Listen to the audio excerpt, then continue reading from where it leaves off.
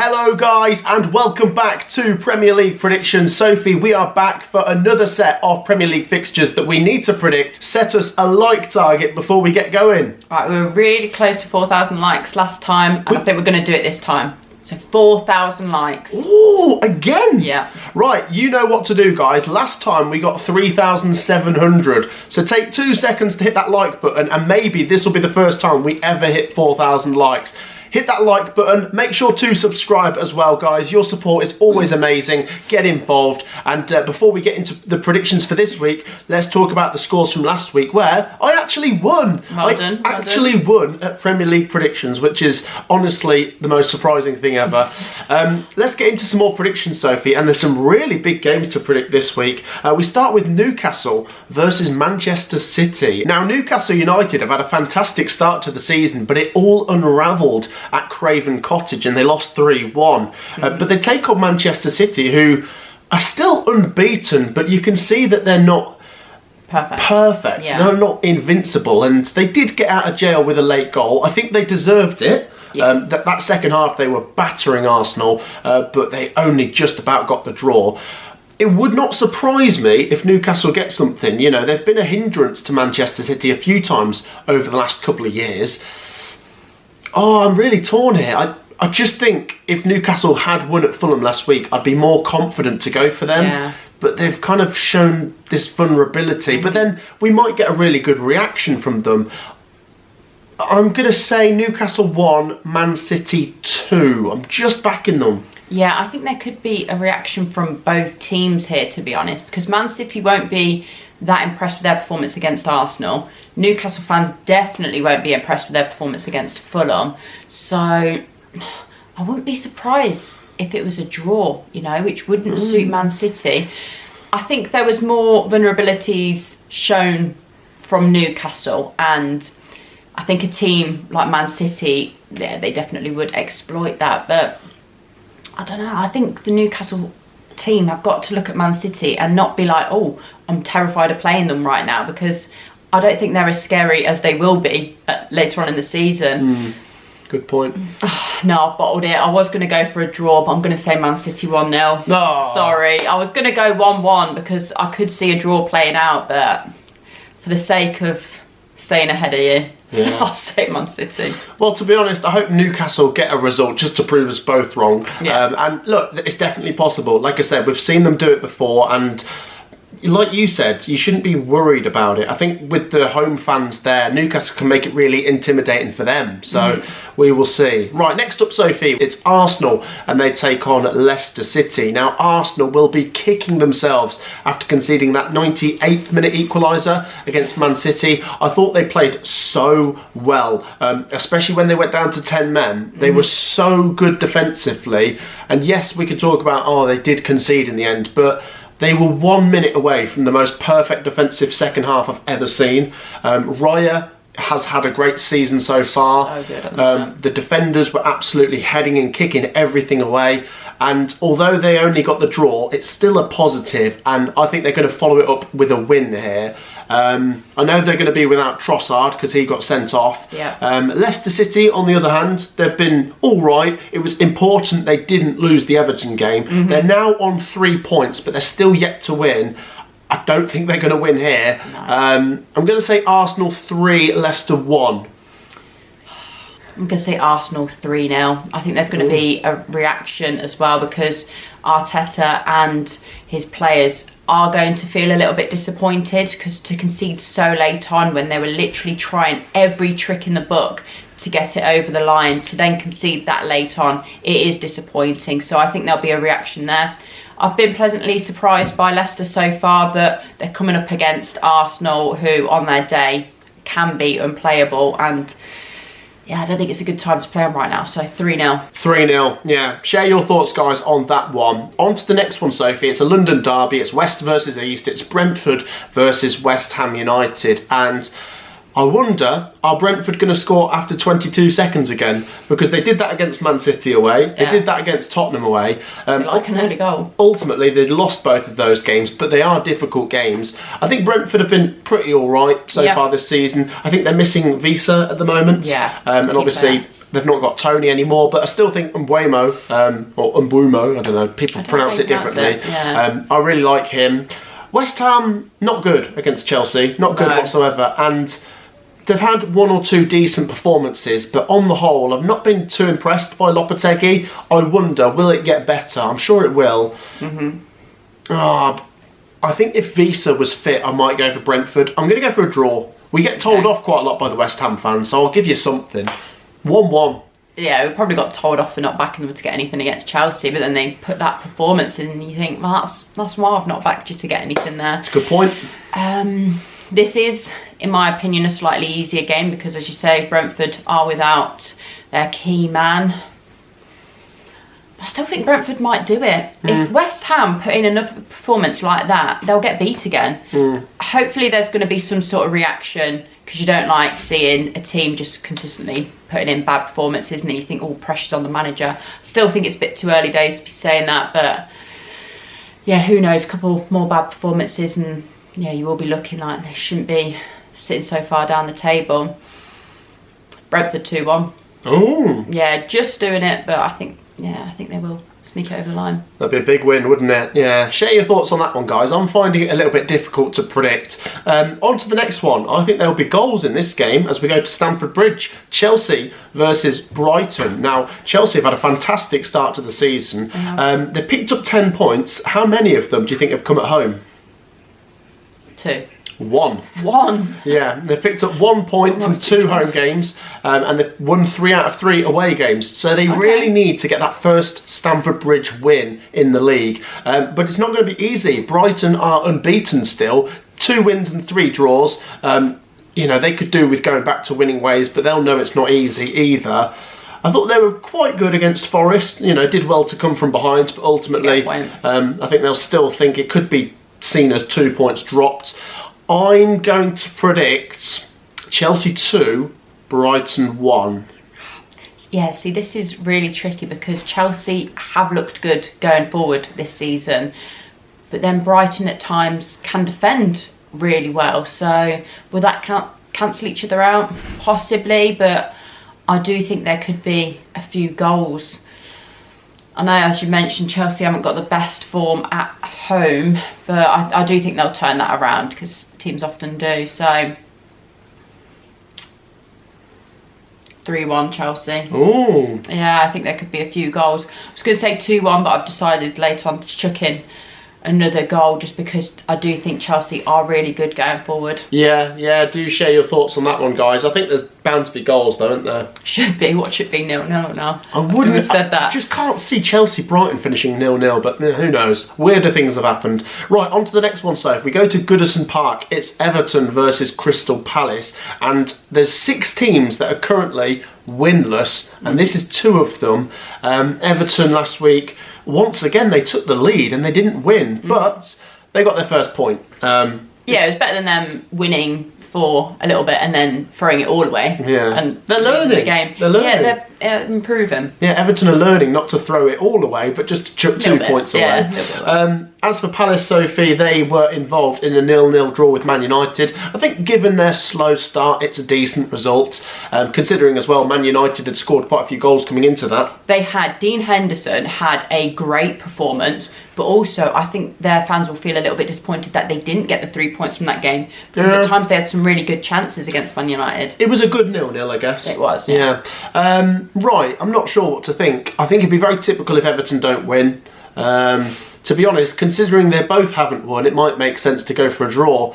But, Everton fans, are you ready for this? 2-1 to Everton. See, I was tempted to back them as well when I'd pre-looked at the fixtures, but I do feel like Crystal Palace performance against Man United, there was a lot more positives than other performances. So could they build on that and get another draw? Because I don't actually fancy them to win this one.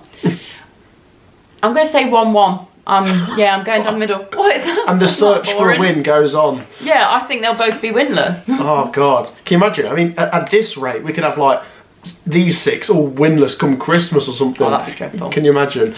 Who knows? Now, I'm sure they'll get going at some point, but I'm going to go for Everton. Sophie's going for a draw. Right, on to the next one. We go to Nottingham Forest versus Fulham. Sophie, Forest are still undefeated. They're playing some really good football. They'll be disappointed to almost chuck away a couple of points against Brighton, but then I guess they'll feel like that in the end as well. At least they got a draw, but the drama at the end of the game, let's talk about that. Wow, yeah, so much happened in that game. You know, obviously, Morgan Gibbs-White got sent off at the end. Yeah, he won't be involved in this one because of that. Obviously, they got the late equaliser, but they had taken the lead. Chris Wood from the spot, I mean, he's just a goal machine. Reliable, yeah. Yeah, I think we've seen some more good signs from Forest. It's the most they've scored in a game this season, but it's the most they've conceded in a game as well. Yeah. So, look, they keep going on. Even if they just don't lose to Fulham, and even if it's a draw, they're still 6 games unbeaten. But I think they will be looking to win this game, but I don't think it'll be easy, because let's talk about Fulham, Sophie. What a great win against Newcastle. Yeah, I don't think many people saw that coming at all, and it was a great performance. You've got to give it to them. I think I get accused of not backing Fulham enough, and then I'm accused of backing Forest quite a lot, but I haven't backed Forest to win either of the last 2 games, and obviously they did beat Liverpool. I mean, to think they've taken 4 points from Liverpool and Brighton away. Yeah, they're without Gibbs-White for this one though. They are. Oh. They'll go and say it. Do you know what? I think I might go for a draw. Oh, I thought you were backing Forest. No, I'm going to back Forest. 2-1. Yeah, 2-1 Forest. Right. Yeah, do you know what? I'm going to go for a draw. I thought at times against Brighton, they played really well. Yeah, they've had a really good start to the season, so it'd be great if they could get a win. I can't ignore Fulham's last result against Newcastle. It was very, very good. Yeah. So I'd feel harsh saying that they're going to go in and lose this one. So I am going to be the boring one and back a draw. 1-1. 1-1. There you go. Yeah, share your thoughts, guys. I know that the Forest fans will be like, "Oh, you love us, Matt," and then they'll be like, "Sophie hates us." Yeah, but I think whenever I back them, they lose anyway, so they won't want me to go for them. Surely. That's a good point. Right, on to the next one, Soph. Let's stay in the Midlands and go across to Molineux as Wolves take on Liverpool. Now, Wolves, the same thing keeps happening. They took the lead and they lost. You know, going 1-0 up at Villa Park, especially going into the late stages, but to come away with nothing. And then it's even worse when you see Duran coming off the bench. He's such a good player, isn't he? He keeps scoring, doesn't he? Liverpool, Sophie, what a response to losing to Forest. They swept the floor with Bournemouth. First half and then just coasted second, yeah. I think I'm going to give Wolves a goal, and it'd be typical if they score first. Yeah, I agree. But I'm going to go for a bonus point. Wolves 1, Liverpool 4. Ooh, okay. Go for 5 goals. I've not gone for any bonus points. No, I'm not going to go for 1 in this one. I think it might be 3-1. Again, I think it's going to be a similar tale. Wolves go 1-0 up. They're missing a couple of players at the back, really, aren't they? They are, and it's pretty evident that they're without a real leader and that experience at the back. And it is a shame because, as we're saying, they are scoring and they start games well and then they just chuck it away, which is really frustrating for the fans. But yeah, they're coming up against Liverpool, who, as we said, they had a very good game against Bournemouth. That was a bit of a statement. So I think they're going to follow that up with another win. But I do see Wolves getting on the score sheet again, so 3-1. 3-1, yeah. Share your thoughts, guys. Quite similar there. Yeah. On to the next one. This could be a really good game. Portman Road, Ipswich Town versus Aston Villa. Ipswich, wow, that was a big, big goal right at the end. They're still winless, but that late equaliser against Southampton is massive because... It would have been disastrous if Southampton won that one. Exactly. For Ipswich, yeah, for Ipswich, because it gives them another point. It denies Southampton all 3. And... Look, yeah, 5 games winless, but they've just come up and they're still above the bottom 3. And it's really difficult, this, you know, that they will get a win soon. But for now, as long as you don't lose all of them, you're still within a chance of staying up, if that makes sense. This is difficult. Yes, they've got the home advantage, but Villa are absolutely cruising, smashing young boys, smashing Wolves, turning it around against Everton. I think Villa are probably going to score 3 again. I'm going to go for another bonus point. Ipswich 2, Villa 3. I reckon Ipswich will give them a really good game, but Villa are just going to have that bit too much. I think I feel really harsh about to say the scoreline I'm going to say, but I think the difference is classic. It's going to be too obvious on the day.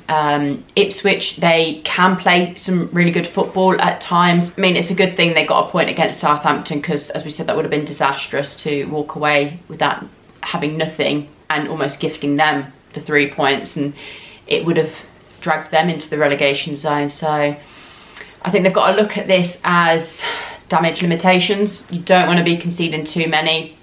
But Villa are looking very good, and they're in the title race as well. A lot of people aren't saying it the same, Man City, Arsenal, Liverpool as the 3, but I think there's 4 teams in it right now. So do you really think so? I think, come May, they'll still be there. I think they'll be up there. I'm not going to say they're going to win the league because it's so early on, but a lot of people don't talk about them enough being in the title race, and you almost dismiss them, and I don't think that's fair. So 4-0 Villa. After all of that. No, I think when they get going in a game, they just look so good. And Ipswich, at times, you can exploit them if you've got that quality. So I think it could be a very one-sided game. Sorry, Ipswich fans. I knew that was going to sound harsh, but yeah. Sorry, Ipswich fans. I've just been horrible to you. Yeah. No. Well, come on. Yeah, 4-0 though. Come on. I mean, yeah, that is harsh, but if it happens, you'll be like, oh, well done then. Ipswich fans, please don't leave us. We do like you on this channel. No, I'm sorry, Sophie's back in Villa. I mean, to be fair, Villa have been great. Right, on to the next one, Soph. This is a good game. Manchester United versus Tottenham. 2 of the so-called Big 6, but they're both not perfect. They've both got holes you can poke at, and I think it'll make for a really decent game. Now, Manchester United have been actually quite good defensively recently. They've picked up quite a few clean sheets. Yes, they didn't beat Palace, but 0-0, not the end of the world. They'll be looking to get back to winning ways here. They take on Tottenham. Tottenham, great win against Brentford. Complete a really nice week for them because they've just beaten Coventry in the Carabao Cup dramatically. Both teams to score. Man United 2, Tottenham 1. Oh, okay. Do you know what? I might go the other way actually, just because I thought Man United would perform a little bit better against Crystal Palace, who haven't started the season very well.